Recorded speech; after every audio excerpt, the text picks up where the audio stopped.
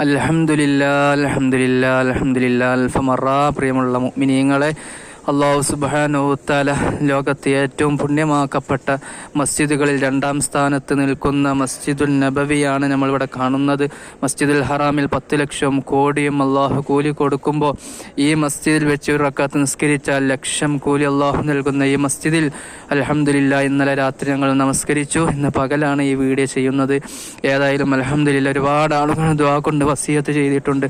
അള്ളാഹുവേ അവർക്കൊക്കെ ഇവിടെ എത്താനുള്ള തൗഫീഖ് നീ നൽകി അനുഗ്രഹിക്കണമേ റഹ്മാനെ. നീ നൽകി അനുഗ്രഹിക്കണമേ റഹ്മാനെ. അള്ളാഹുവേ ഒരുപാട് ആളുകൾ ദുആ കൊണ്ട് വസിയത്ത് നീ തൗഫീഖ് നൽകണേ റഹ്മാനെ, തൗഫീഖ് നൽകണേ റഹ്മാനെ.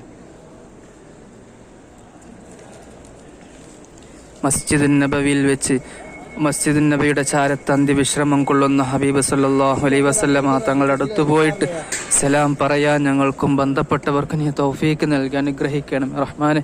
ഇവിടെയും മസ്ജിദുൽ ഹറാമിൽ വെച്ച് നിസ്കരിക്കാൻ ഞങ്ങൾക്കൊക്കെ നീ തൗഫീഖ് നൽകണേ റഹ്മാനെ, തൗഫീഖ് നൽകി അനുഗ്രഹിക്കണം റഹ്മാനെ.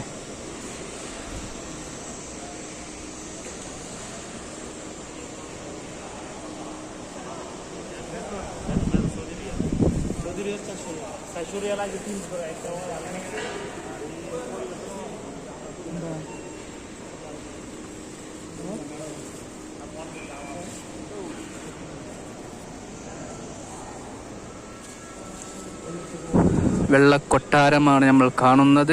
മസ്ജിദുൻ നബവി അടങ്ങുന്ന ദജ്ജാൽ ഒരു മലയിൽ നിന്ന് ചോദിക്കും, ഏതാണ് ഈ വെള്ളക്കൊട്ടാരം? ആ കൊട്ടാരത്തിൻ്റെ ഭാഗത്തേക്ക് അവനക്ക് ചവിട്ടാൻ പോലും കഴിയില്ല.